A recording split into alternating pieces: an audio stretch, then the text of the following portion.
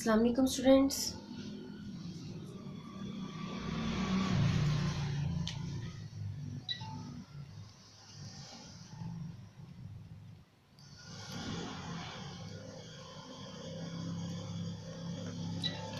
हम पढ़ रहे हैं वेन डायग्राम्स और हमने अपनी लास्ट लेक्चर में पढ़ा था कि किस तरह से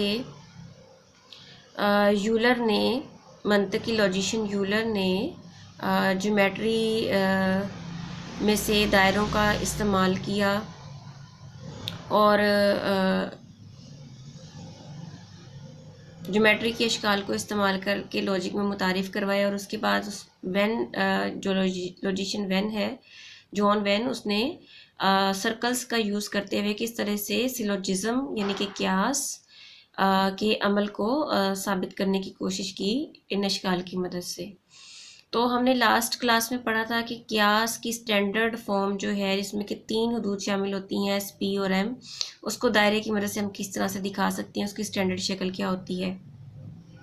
इसके अलावा क्यास की शक्ल, क्यास के अमल को हम वेन डायग्राम्स में मुंतकिल करने के अलावा हमारे जो 4 बुनियादी असासी कज़ाइयाँ हैं, जिनको हम 4 स्टैंडर्ड फॉर्म्स ऑफ प्रोपोजिशंस कहते हैं, उनको भी हम वेन डायग्राम्स की मदद से साबित कर सकते हैं, दिखा सकते हैं या उनको ट्रांसफॉर्म कर सकते हैं वेन डायग्राम्स की मदद से। तो इस वक्त आज हम पहला कज़िया करेंगे कुलिया मौजिबा यानी कि यूनिवर्सल अफर्मेटिव, जिसको हम ए प्रोपोजिशन कहते हैं। अच्छा, वेन डायग्राम्स में 2 रूल्स हैं।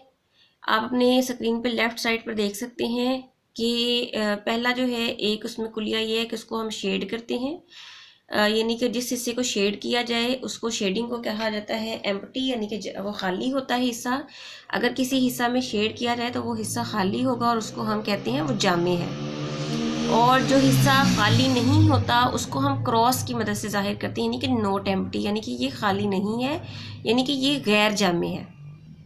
यानी हम आम यूँ कह सकते हैं कि जो जामे हिस्सा होता है उसको हम शेड करते हैं, या जो गैर जामे होता है उसको हम क्रॉस लगाते हैं। गैर जामे से मुराद होता है नॉट एम्प्टी, के खाली नहीं, और जामे से मुराद होता है एम्प्टी। अब ये किस तरह होता है ये मैं अभी आपको समझा रही हूँ।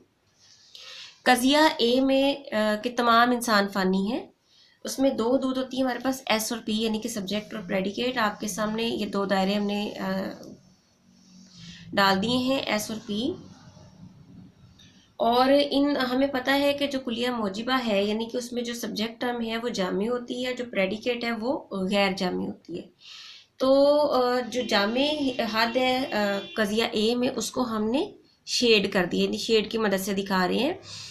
जब 2 दायरे हैं, यानी कि कज़ाइया, यानी कि ये कज़िया है जिसमें एस और पी, जब 2 दायरे नज़र आएंगे तो ये कज़िया है। और कौन सा कज़िया है ये हमें पता चलेगा इसकी स्टैंडर्ड फॉर्म से। जैसे कि अभी हम देख सकते हैं, अगर 2 दायरों में से सब्जेक्ट वाला हिस्सा शेडेड हो तो ये कज़िया ए होता है। क्यों ए होता है? क्योंकि ये जाहिर कर रहा है कि जो कज़िया ए है उसमें जो सब्जेक्ट टर्म है वो जामे है, यानी कि तमाम इंसान फ़ानी हैं।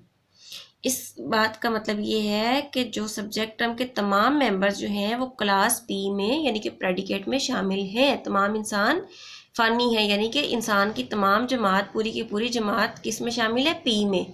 तो लिहाजा जो एस वाला जो पार्ट है वो क्या है? वो खाली है, एम्प्टी है, तो वो जामे है, क्योंकि हम उस पूरी क्लास की बात करें कि पूरी क्लास किस में शामिल है? पी में शामिल है। तो क्योंकि वो जामे है और वो एम्प्टी है तो उसको हमने शेड कर दिया है। तो आपको इस तरह से भी पूछा जा सकता है कि आपको ये शक्ल दे दी जाए और आपसे पूछा जाए कि ये कौन सा कज़िया है, तो आपको ये बताना होगा कि ये कज़िया ए है। तो आज हम सिर्फ यहीं तक पढ़ेंगे। नेक्स्ट क्लास में हम देखेंगे कि कज़िया ई को किस तरह से हम वेन डायग्राम की मदद से दिखा सकते हैं। Thank you so much.